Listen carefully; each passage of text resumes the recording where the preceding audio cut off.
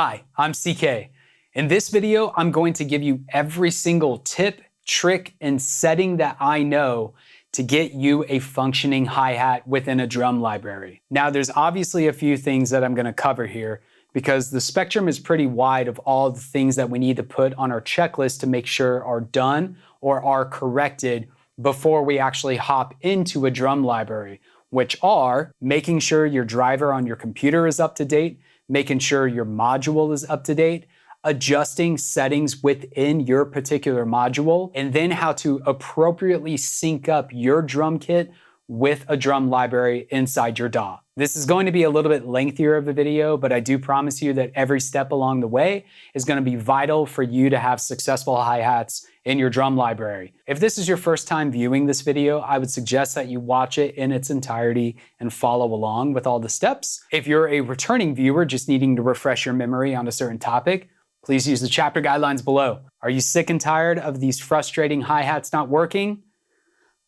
Let's get it fixed. Here we go.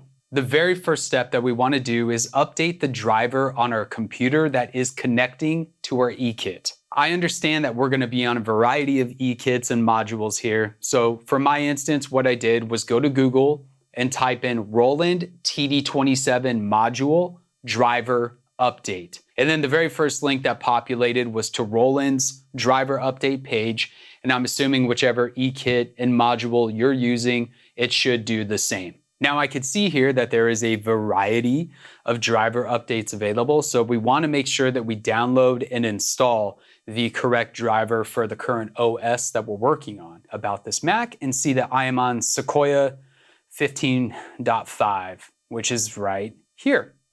So all I'm going to simply do is click this link, and Roland's webpage does kind of take a while to bring up the next page for agreements and download screens. So be patient with Roland, I guess. This is going to just give you some kind of fine print literature. All we really want to do to get started is hit I agree and download the file. All right, and once the file is downloaded inside of our download folder, we just need to decompress the file. And me, as just kind of a nitpicker, I don't like to have any clutter around. Now, if we open up this folder here, you're gonna see a few options, and one of the important ones is the README document, which is gonna take you to the web page, giving you a full detailed explanation of how to install this driver and the things you need to do.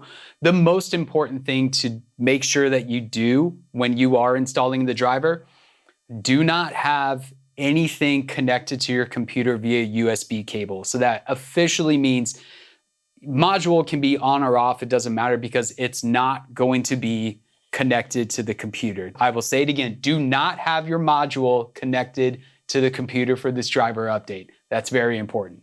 And then simply all we need to do is go to the installer by double clicking that, and we of course are going to allow. We are going to hit continue and install. And then at this point, with this driver in particular, it does ask for a system restart. So we're going to go ahead and restart the computer right now. Once I hit the restart button on the installer, it does prompt you if you want to keep or move to the trash this driver. According to the steps in the Roland guide here, it recommends that you go ahead and hit keep instead of move to trash. And I'm assuming that's just in case the driver install isn't successful, you immediately have it available to try again.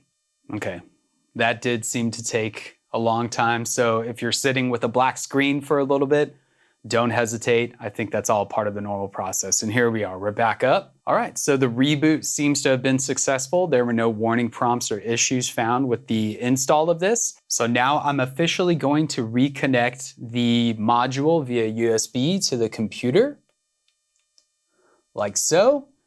And I can go ahead and now turn the module on. For those of you that are installing this driver for the first time, you will likely at this point with turning on your module get a prompt in your computer asking for permission to be able to access your in particular module. For me, it would say, would you like to allow access to the Roland TD27? If you do get that prompt, just say yes. If you have already used your module with your computer and have a previous driver installed on it, I believe that permission access is already granted. However, when I open up my DAW for the first time, it may ask or prompt at that point for permission to access the TD27. Either way, if you do see that prompt, just always say yes or allow. All right, now our second step, which is a very important step, is to make sure that our module is up to date with the latest version available from our supplier. And once again, an apology that this step-by-step process is all going to be done with the Roland TD27. However, if you're somewhat familiar with your module, you'll be able to kind of see where these in particular settings are on this module, and then hopefully be able to find it on your module. If not, you may just have to do a Google search to see where these in particular settings and information are within your module. So on the Roland TD27, I'm going to hit the System button, and then I'm going to toggle over here to Info. I'm going to hit Enter. And I can see right here that we are on program version 2.00. And as we could see over here inside of the Roland Cloud Manager, that we are officially on update 2.2. So this module is no longer completely up to date. Here's how we're going to update it. Most modules currently available today do have an SD card slot available on the module. And that's for the purpose of being able to install custom samples, custom presets, but more importantly, to be able to update our module to the latest version available. Now, if you don't have an SD card already designated for your module, I'd recommend going ahead and allocating one specifically for your module or purchasing one that could be specifically for your module. This way, you don't have to quickly search for an SD card or reformat an SD card that's already designated for one of your other pieces of equipment. With my SD card already inserted into the module, the next thing I want to do is format the SD card inside the module. This SD card is currently already formatted for the TD27, but it's always a good practice when you're doing an update to go ahead and just reformat it to the system that is currently available inside your module. And we do that like so. I'm going to toggle up here to the SD card option. I'm going to go down here to Format. I'm going to hit Enter. And this is going to clear the SD card of anything. And what that means is if you already have presets or samples saved on this SD card, they are going to be gone. But hopefully you have those stored somewhere on a hard drive that you can just reapply back to this SD card after we do the official update. And then I'm just going to hit Format. Are you sure? Yes or okay. And there we go, it's completed. Okay. Officially, what we're going to do now is I'm going to turn off the module, wait for it to completely shut down before I eject the SD card. Now I'm going to head over to the desktop and I'm going to download the latest module update that's available. And then I'm going to follow the directions provided by Roland of where I need to put that downloaded update in the directory of my TD27 formatted SD card. I have officially inserted my TD27 SD card and it showed up right there. That's great. Now, the next thing I want to do is go to my Roland Cloud Manager. For those of you that don't have a Roland kit in some sort of cloud manager like you see here, it's going to be the same process as before, as going to Google, typing in your particular module, and then just typing in module update. And then it should take you to a link to wherever you can update your module. But for this instance, for those that are using Roland, what we want to do is go to drums and percussion. Select our, in particular, kit that we have over here, which mine is the TD27. Which if you remember, we're currently only on 2.0. What I want to do now is go to this download option, and to the downloads folder would be great. And there it is inside of our download folder. I'm going to decompress it like this. And like I said, don't like clutter. And once I open this up, the very first thing that we want to do is go to our PDF here that shows all the exact installation instructions that we need to follow. This right here is the in particular section that we're concerned about when it comes to actually properly updating our module over at the drum kit. This step right here is currently where we're at. We're going to copy this file, the td27_upa.bin, which is this one right here, which we are not going to decompress. So we want to place that file into the root directory, which, as it says here, the directory that displays immediately after opening the SD card. So if I open the SD card, that means this empty space right here. And what we're gonna do is take this and just drag it over to here. Perfect. And now we can eject and remove our SD card, which we're gonna do here. These next steps right here are what we wanna follow exactly as written. Okay, so we are officially back at the module with the update on our SD card. Very important steps. Make sure the module is off. Once the SD card is officially in the module, we want to hold down the record button, which is this one that you see here, as we turn on the module, which is what we're gonna do now. Finger is holding down on the record button. Module is turning on. And as soon as we see update, insert memory, we can let go of the record button. The roll-in guide did say that this would take approximately 5 minutes to fully update. And at this point, we're just going to relax until we see the update finished prompt on the screen.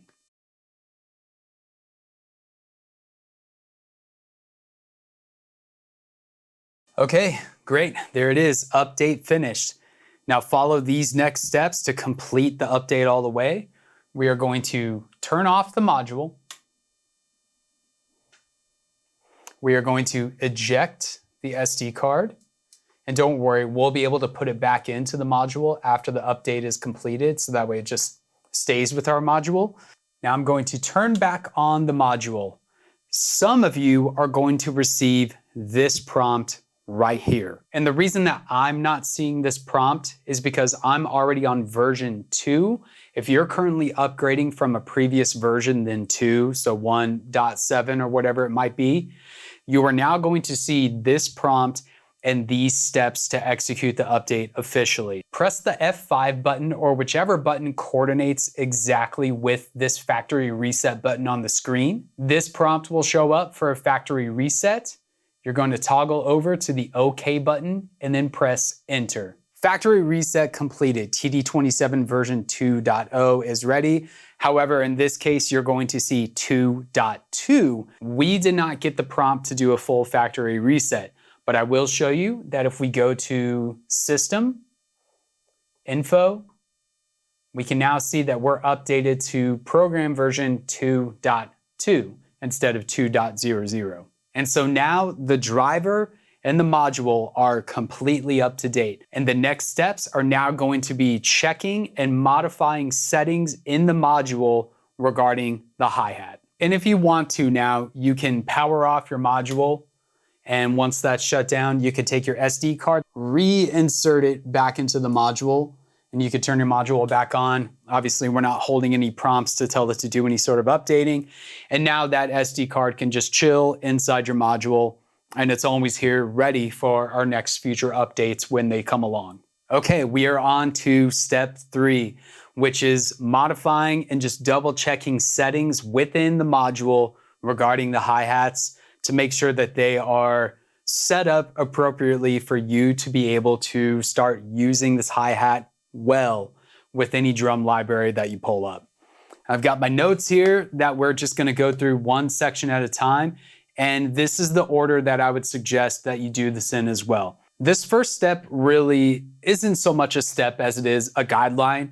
Some of you may have toggled around inside your module and come across this page, and I would just like to take advantage of this moment to dispel any curiosities you have when looking at this page versus assigning MIDI notes inside the drum library. And let me just show you what I'm talking about.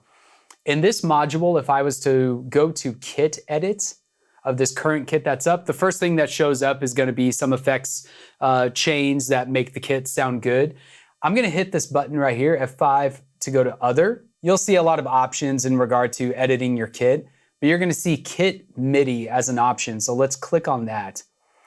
And so when you look at the submenu here, you're going to see MIDI note assignments like C#2, C3 for in particular instruments, and especially when we get down to the hi-hats, you're going to see that the open bow is assigned to A#2. You might be thinking, oh, well, that's gonna help solve my problem. I just need to copy down these MIDI notes right here and then just assign them inside the drum library from what you see here. For whatever reason, and I wish I had the exact answer for you, those MIDI notes do not actually correspond, not all of them, with the MIDI notes that are getting read inside of the drum library. But don't worry about that. I'm gonna show you in real time how you can observe which MIDI notes belong to which parts of the hi-hat, or really any part of your kit. So that way, if you're wanting to do just a full manual assignment inside the drum library, you'll be able to see exactly which MIDI note, when you strike an in particular part of a pad or a zone, is being registered by your DAW inside the software, so that way you can have the correct MIDI note there. Don't go by this. And while we're in this menu, let me just show you that you should just keep everything as default. Gate right here, you don't need to worry about anything there. And then when it comes to MIDI channel, just keep everything as global. The default for everything inside of the kit menu is perfect for when it comes to mapping inside of your drum library. So don't bother changing any of the settings that exist here, but I just wanted to make sure you were clear.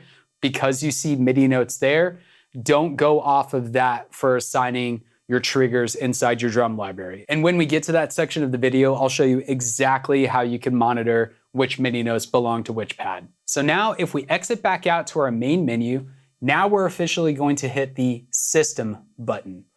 Bluetooth, we don't need to worry about. SD card, we don't need to worry about. Trigger is going to be our first one. Let's click on that. And we could go ahead and click on Bank. And this right here is just going to tell you which pads are assigned to the in particular instrument.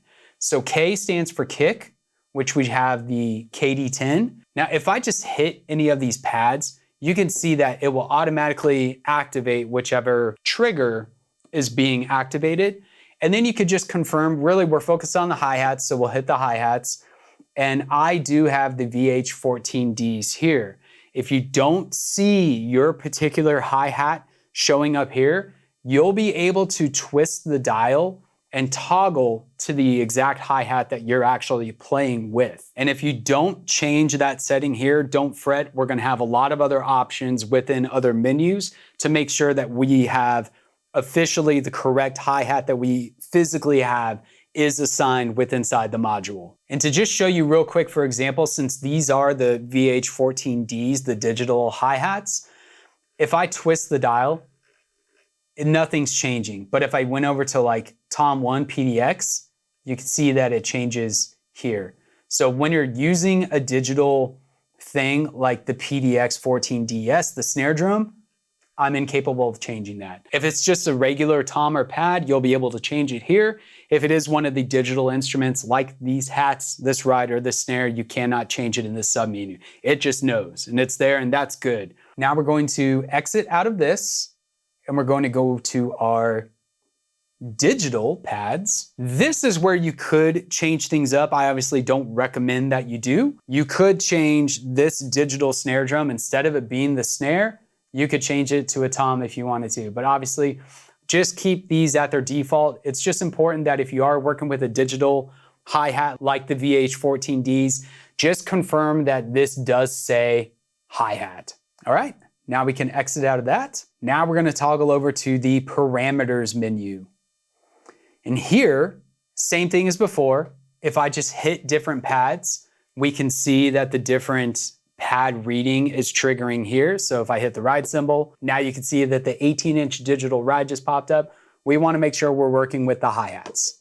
And the settings, if you manipulate them here, they do affect the MIDI signals traveling to the drum library. And that's mostly going to do with sensitivities and velocities. So sensitivity here controls the hitting strength for dynamics. The higher we turn the value here, the less dynamics we'll have. So with, I believe we can go all the way up to 32. So even the gentlest hits, you can see that it's peaking. And so if I really crack it, we're way above the velocity mark, not allowing us to really do any sort of light ghost note work and have it actually feel and translate like light note ghost note work. And if we dial it all the way down to a value of 1, you can see that barely hitting it, barely registers at all. really cracking it, we're not even getting above the halfway mark. So with the VH14Ds, it's a recommended value of anywhere between 9 and 10. I personally like 9, but that is one of the things that if you're struggling with sensitivity being too strong or too light within the drum library, you could come here and modify that. So now you see if I play delicate, that meter reads there.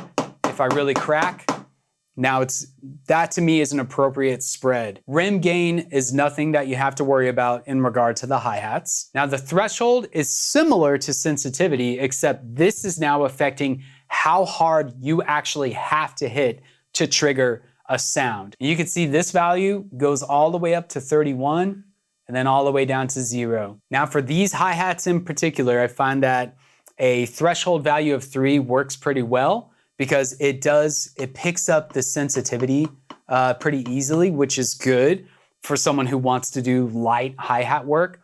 But if you're getting like a lot of extra, let's say you're recording and you see just a bunch of extra MIDI notes for stuff that you're maybe not doing, that could be from vibration of your hi-hat stand. All you gotta do is just turn this up. And now you see how we're not getting anything reading now until I really start cracking. So changing that parameter is gonna be entirely up to you and your playing style. And I can't tell you exactly where you need to be with that. Start with a lower value, a more sensitive value. And if you're still receiving a lot of extra talk into your drum library, just increase the sensitivity by 1 or 2 values at a time until you're starting to see and hear and feel more accurate hi-hat play to the drum library or to your recorded MIDI notes. The curve section here applies to playing dynamics, not necessarily your playing dynamics, but the hat samples going to your drum library, which I'd recommend just keeping on linear. And what this means is it's going to the best of its abilities, reflect how hard or how soft you're hitting the hi-hat to play the appropriate sample for that velocity. Now, if you want to do ghost note work, but those notes are just disappearing in the library, this is where you could change the curve setting here to something like loud 1 or loud 2. And what that's going to do is with even just the lightest play, it's going to trigger a much heavier hit hi-hat sample, which is not particularly what we want. And that's why I recommend keeping it on linear, because most of these drum libraries, you can affect that curve value with inside the library. So if you've done your performance and you're like, the hi-hats, I just need it to be a little stronger, like a little harder, heavier hitting sample, but I like the performance that I did, you can adjust the curve value there, which is just going to increase the velocity of those hits. And this doesn't mean the velocity of the stick hitting the hi-hat pad. It just means that the hi-hat notes being registered in your drum library are going to be harder hitting hi-hat samples than softer ones. So again, that's a personal preference for you. I recommend keeping that on linear. And then if we go below the curve setting, all these other ones you can just leave at their default. A lot of them don't have anything to do with hi-hats at all. It's mostly gonna involve things like snares. So why don't we just leave that? We're gonna hit exit and move on to our next submenu, which is the hi-hats. So one of the first things that we notice here is this little graph over on the right. And if you notice, as I push down on the pedal, it's registering where it reads the hi-hat pedal being open or closed. Now, if you're someone who finds yourself constantly changing the height of your hi-hat cymbal for different styles of play, you're gonna wanna get into the habit of coming back into this menu on your module and recalibrating the offset that it's reading for the hi-hat. And let me just show you by example. So if we hit the offset button, what it wants us to do is loosen the clutch all the way and just let it relax and sit down. And now we're gonna hit execute, and it's going to read and learn what the offset of that is.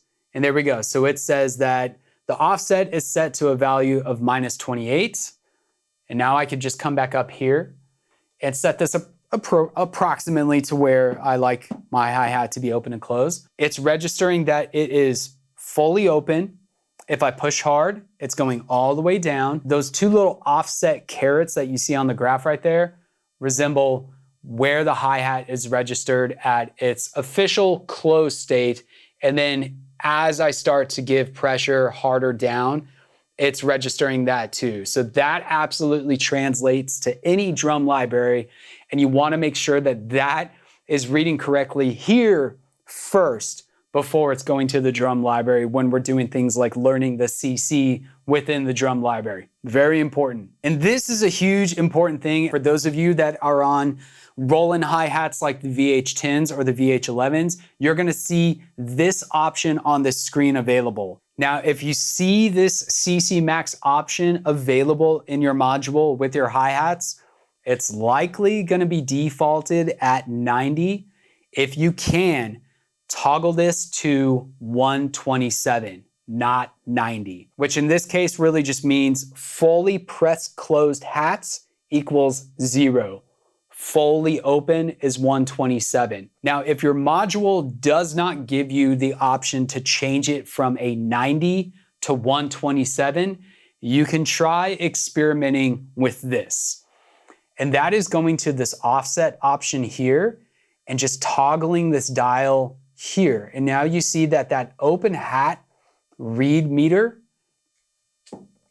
is changing. And now as I close and open the hat, that offset of the fully open hat is now at -78 instead of -28, which is where it registered before. You could try playing around with that and see if that helps improve hi-hat talk to the system from the get-go, meaning that if you don't have a 127 velocity option, you only have 90.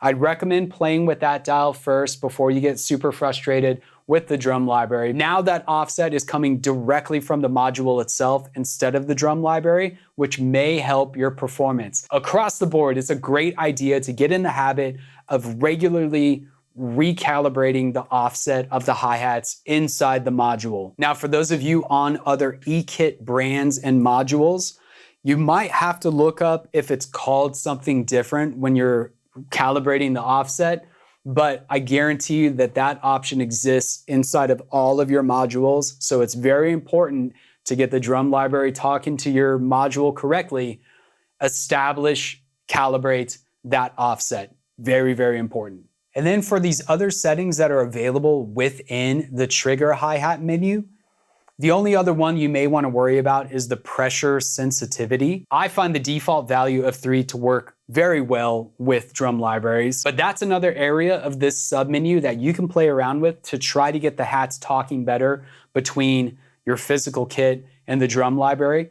And what that means, pressure sensitivity, the lower the value, the more sensitive it is to how open or closed your foot is on the pedal.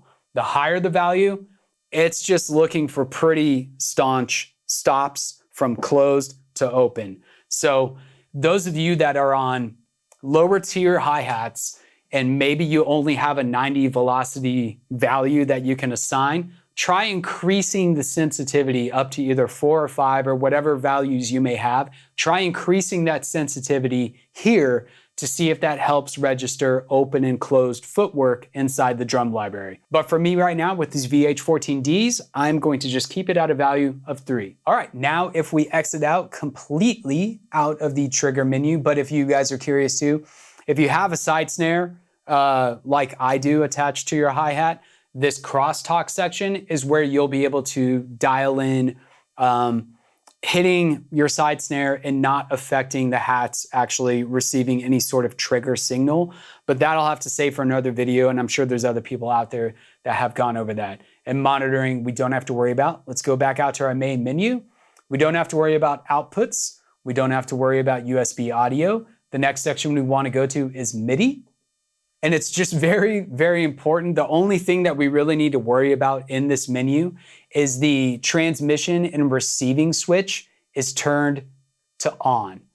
If for some reason you're just not getting any sort of talk to your drum library from your e-kit, just make sure that the transmission and the receiving within the MIDI is turned on, because if that's off, then technically we're not really sending anything to the computer. So that's a pretty big one. And if we go through the rest of this menu, I always recommend just keeping these settings just at the default that are available. The only other option that you will possibly want to try playing around with is if we hit this button for the control. This is where you'll actually see some of the MIDI note assignments that correspond with certain parts of the kit, but more in particularly the hi-hat. The foot control with Roland TD27 modules is default at number 4, which we'll be able to see once we get into the drum library. I'd recommend just keeping everything where it is. And the only other thing that I'd recommend checking in this submenu is just making sure on this section, hi-hat notes border, that it is set to 127. If the value is lower than 127, that is going to affect how the open hat reading is going to the drum library itself. So 2 things in this menu, make sure that that is set to 127, and on the basic menu that your MIDI transmitter and receiver switch is turned to on. And then if we exit back out, there's really nothing else that we need to do within the module itself. Now, as silly as this may sound for those of you that are having issues with your hi-hats, we obviously have connection cables that are inserted into particular parts of our hi-hat. Make sure that if, like, from this bottom hi-hat, this one says A, make sure that that is coming from the A on the top cymbal. And I know with like the VH10s, I think it's an A and B kind of system too that kind of plug into the pressure cup that sits, because the VH10s don't have a nice plate like this. It's just a weird little cup thing. It's important to just double check that those cables are going to the assigned ports that they're supposed to go to. If they're not in the correct ports, then obviously that's going to be a major issue for you. Now, since I did just affect my clutch here, it's just part of your mental, and that feels too low. Part of your mental checklist that you're going to need to do when you're setting up for a session to play. Since I just adjusted the clutch, now I need to go back into my system settings. I need to go to trigger. I need to go to hi-hat. And I need to recalibrate my offset. And I'm going to do that right here, which I just did. Great. And now I can put the clutch where I want it to. Just make sure it's reading correctly, which it is. All right, we've officially made it to the part of the video where we're now going to open our DAW. We're going to assign a drum library to our E-kits. And hopefully, if you did follow along with the module setup steps that we just went over, your odds are going to be very much in your favor for a successful hi-hat experience. Okay, so the drum library that we're going to be using for our example here is Modern and Massive 2. And at this point, as long as you follow along with these steps to a T, you should be off and running with a successful performing hi-hat. Let's get started. So I've got Modern and Massive 2 pulled up as a MIDI instrument. And you can see here that it's just Modern and Massive 2, a stereo output, not multi-channel. Going to hit Create. Let me really quickly show you how to set up, at least in Logic Pro. You're probably going to have to look for where this kind of metering is available in other DAWs. But in Logic Pro, if you go up here to this display bar pull-down menu and click Custom, you can see that we get a much larger display. And if you look at this section right here, whenever I strike any of these triggers, you're going to see a MIDI note show up. Now, obviously, the drums aren't correct because I haven't established which mapping I want to use, or I haven't set up my own custom mapping, but we'll get to that in just a second. But seeing those MIDI notes register is going to help you out a lot if you're someone who wants to just manually assign the MIDI notes to the samples instead of arming the software to read your MIDI note hits and then log that into that in particular sample. So we're going to approach this in 2 ways. The first thing I'm going to do is I'm going to just go to the map configurations, and I'm not even going to use my custom preset one. I'm just going to pretend I'm opening this for the first time. I'm going to find Roland, and we've got the Roland TD27 right there. I'm going to select that and hit Apply Configuration. Now you can see we have a smattering of MIDI notes now across the kit. And it seems that everything is there. So you can hear the hi-hat is there, but it's not responding how it should because the hats are totally open right now and it sounds closed. The very first step, always, always, always, anytime you open up a session, the very first thing that you want to do, especially after you've established a mapping within the drum library, is you want to relearn or learn for the first time the CC of the hi-hat. I know it might seem like an extra step because it is, but it's going to guarantee excellent hi-hat performance every time that you open up a session and you're going to use a drum library. And we do that just by going over here to learn CC. We're going to arm it. And if I move the mouse cursor away, you can see that it's red. I'm just going to give it one push of my foot on the pedal up and down. And now do you see those values? The CC max went to 127, the CC minimum went to 0, which is exactly what it looked like inside the module after calibrating the offset. With Modern and Massive 2, this is kind of a big step that you need to make sure that you don't miss, and that's to disarm the CC learn. And now you can see it's not red anymore. I'm sure that that's going to be fixed in a future update, but I know some other drum libraries, that arming function will turn off automatically once it receives 2 hits, or in this case, it receives a full push down and lift of the pedal. Because other GGD libraries, as soon as you arm it and do 1 push and let go, that arming turns off. So that's just one of the things that I'm sure is in line for GGD to correct. But make sure that you keep an eye on that, not just for Modern and Massive 2, any of your drum libraries. Make sure that the arming function gets turned off, because if that armed function is still turned on, I've done a learn CC and I go to a session and I start trying to track, it's still active. It's still trying to learn what the CC is. So you're not going to get a stable hi-hat if you don't make sure that's turned off. And now at this point, because I just did that demo, I'm going to totally reset it, recalibrate the CC, and there we go.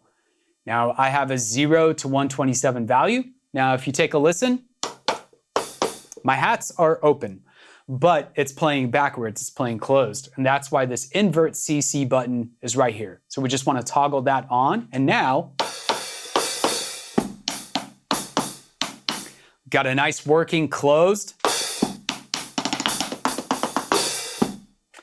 and open hi-hat. That's great. Now the next little section that I want to get to is for those of you that are on hi-hats that might not automatically read at a 0 to 127 value. If you were incapable of toggling your module to give you a full 127 value and you're stuck at 90, that is where this dial comes into play. And you could set it directly to 90 like this, and now start playing with your hi-hat and see if that feels and sounds correct. If it doesn't, you still may need to modify this dial one way or the other, but that's exactly what these dials are here for, is to help you really dial in the amount of CC that your module is allowing the software to read. So if you do not have a permissible 127 value, those 2 dials right there are going to be your best friend as far as getting the CC of your module read appropriately within the mappings page of your drum library. Now, let's say, for example, for some reason, your E-kit or whatever you're using as a MIDI controller is not available in this mappings configuration page. You've looked up and down, oh, it's not there. Well, in that case, you're going to have to go from scratch. So what we're going to do here is we're going to clear the map. Are you sure I want to clear? Yep. Now you can see that we do not have any MIDI notes assigned within this drum kit, and we're going to have to do it one piece at a time. Now I'm going to show you where monitoring that MIDI note up in the top of the DAW comes in handy. There's 2 ways you can assign though. We're just going to use the kick as a quick example. I'm going to click the arm button, and I'm gonna go over to my kick and I'm gonna hit it twice. And you see how that arm function turned off. It only needs one note, which is C1, and that's the kick. But if you also take a look now at the DAW, every time that I hit the kick, you can see C1 is reading right there. So if you didn't want to do the arm function and just apply that MIDI note, all you'd have to do is go to this drop-down menu here, find C1 within this one menu, which is right there, and then click that. So we're gonna do the same thing for the hi-hats right now, and this should also still get you a functioning hi-hat. Just in case whoever programmed the pre-mappings inside of this drum library, we're all human, they made a goof and it's the wrong MIDI note. This is gonna be a surefire way to make sure that the bow and the edge, open and close, are being read and put in exactly how they're supposed to be. But the very first thing that we always want to do is we're going to go ahead and learn the CC. Now you might be wondering, why is it still important to learn the CC if we're going to be manually putting in our stuff? Remember that the continuous control, in particular, if you take a look here at number 4 is a number that represents foot control. It is looking for the pedal movement that exists with that in particular foot control. So don't change the dial from number 4 unless you can do research and find out that your foot control for your E-kit hi-hat is different than number 4. It might be something else. It might be something like 17 or 80, but you just want to confirm and make sure that your foot control number is representative there. And I think by default across all E-kit manufacturers and the modules itself, when the global MIDI signal is being sent to the computer, I'm believing that number 4 is always going to be your foot control. So leave that at number 4. Therefore, even though we are manually assigning the zones of the hi-hat, the software is not going to know how open or closed those hats need to be. So as always, very important step to make sure you do. Arm, press, disarm, and it read just fine. And that's something that you should always be looking for too, is when it's armed and you're getting the learned CC into the computer, make sure those dials are moving. If those dials aren't moving as you're pushing on the pedal, you're gonna wanna check a few things. Make sure that your USB or MIDI cable is appropriately connected to the computer and the module. Also make sure that your cables are fully connected from the hi-hat to the module. And then if you're still having trouble there, get out of the software and just turn on your module with some headphones or your monitors and confirm that the hi-hats are working. And if you are still having a problem where things aren't reading there, that is a bigger issue where you're then gonna have to start dissecting where MIDI signals are coming from and going to with an entirely different sub-menu within your DAW. And unfortunately, I'm unprepared in this tutorial to show you exactly where to manipulate those things. So hopefully you don't come across that as an issue right now. But that is something to just keep an eye out for and make sure those dials do read in some manner while you're pushing on the pedal and learning the CC. So now that we're manually assigning these hi-hats in, the first thing that we want to do is assign the CCs that belong to the edge of the cymbal. And in here they call it the tip, but it's also going to be the bow of the cymbal. So similar as before, with the hi-hats open, I'm just going to gently strike the top and I could see that A#1 is our note. And that is going to be for the tip open. And that was 1, A#1. Now I'm going to close the pedal and hit it, and that is F#1. And so now we want to go here to our second option and go to the ones menu and select F#. And now I'm going to strike the edge of the cymbal, which is D0. And then I'm going to close the hats, and that is A#-1. So we go here, we got our -1 menu, A#-1. And then the last thing that you want to do as far as manually assigning for your hi-hats is to get the pedal chick, which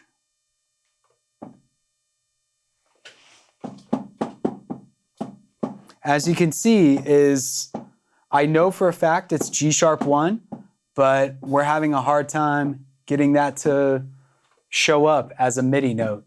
So what we can try to do is arm it, and let's see.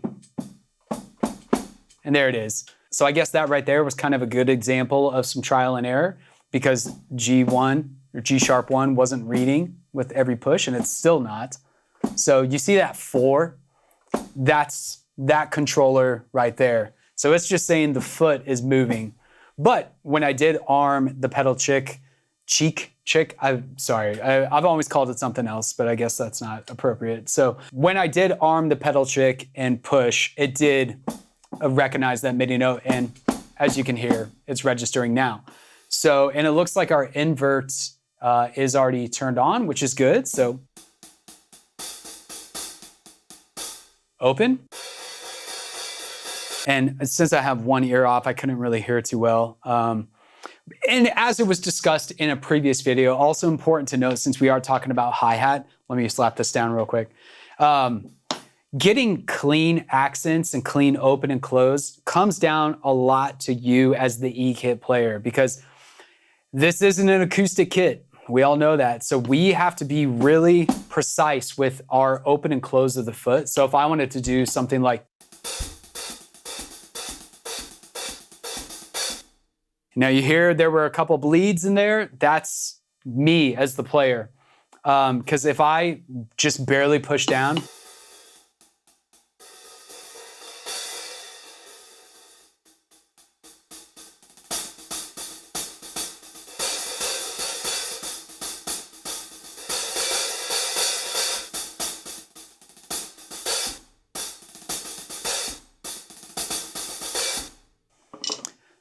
so there's intention with every hit that has to be met with your foot. Now, if you're curious about all these other hi-hat samples that we have here, like the tip tight and the tip edge, what you can do after you record a performance is you can find some empty MIDI notes that aren't being used and assign it to those instruments, and then just drag the MIDI notes from the performance to those in particular hats. Like, let's say, for instance, you didn't get the open and close that you were hoping for out of the hi-hat, or it just didn't sound as tight as you were hoping to have it. You can always just move those MIDI notes to that new in particular MIDI note that you've now assigned to like the tight tip or the tight edge. But if you are doing something like a live performance, then you're just going to have to be very precise with your playing and your foot articulations to make sure that you're getting the right open and close. And of course, this is going to vary greatly from the quality of hi-hats that you're playing on. And then as always, after you have set up a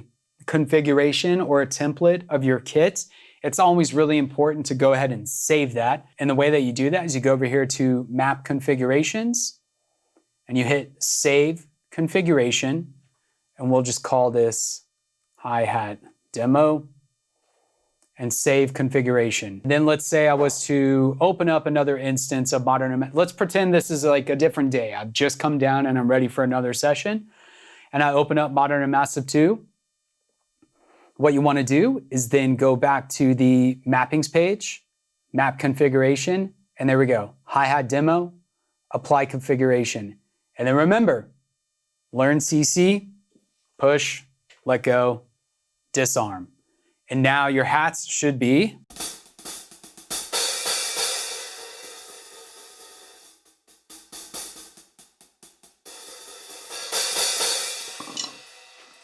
good to go. Well, as always, in the comments, y'all, just let me know if I have missed something along in this tutorial, or if you just have a question, something's not making sense. I will do my personal best to help answer that for you. But just remember that if you haven't followed all of the steps leading up to this moment in the drum library within the module, that might be where your issue is. But everything that I know about getting a hi-hat to work appropriately inside of a drum library, especially GGD libraries, these are the steps that you have to do. I wish you all so much the best of luck with your drumming and your hi-hat performance. My name is CK. As always, I would appreciate your subscription to the channel, a like on the video, and yep, see you guys in the comments. Until the next video. Peace.